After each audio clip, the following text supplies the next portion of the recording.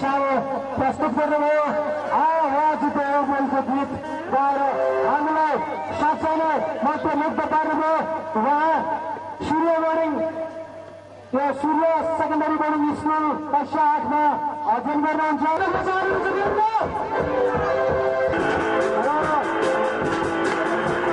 पुरस्कार प्राप्त गर्नुहुने महानुभावहरू को को हुनुहुन्छ तपाईँलाई थाहा छ? महानुभावको नाम हो श्याम राई। उहाँ लोकपालमा निवासी हुनुहुन्छ। लोकपालमा निवासी श्याम राईले द्वितीय पुरस्कार गरे। सानसानो पुरस्कार प्राप्त गर्ने महानुभावहरू जसले द्वितीय गरी प्राप्त गर्नुभएको छ उहाँको नाम यस प्रकार रहेको छ: गोविन्द कार्की, हरि कुमार राई, गोविन्द जिल्ला अधिकारी हो हाम्रो प्रमुख अतिथि हुनुहुन्छ कार्यक्रमको।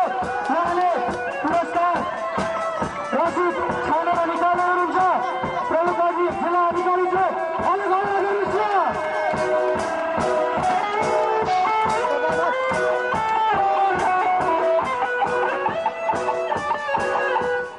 प्रतीक्षाको घडी समाप्त भइसकेको छ। टिपले खारपा लेखिएको छ। रसिद नम्बर हो रसिद नम्बर 845 0845 रसिद नम्बरका टिपले खारपा 9 लेखिएको छ। यो ठेगाना स्पष्ट भएन।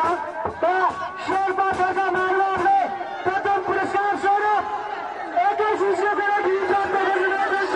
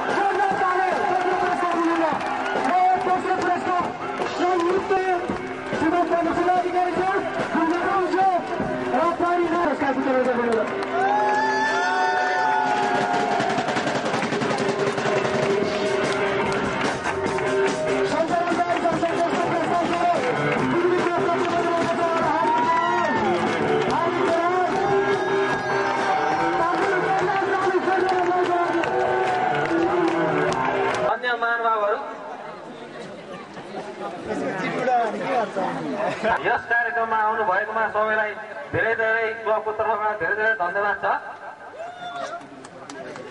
गत वर्ष हामीले यस वर्ष पनि उपहार टिका कार्यक्रम तथा हालजी बिङ्गो तम्बोला जस्ता कार्यक्रमहरू राखेका थियौँ र तिनीहरूको विजेताहरूलाई पनि मेरो तर्फबाट तथा मेरो क्लबको तर्फबाट धेरै धेरै धन्यवाद।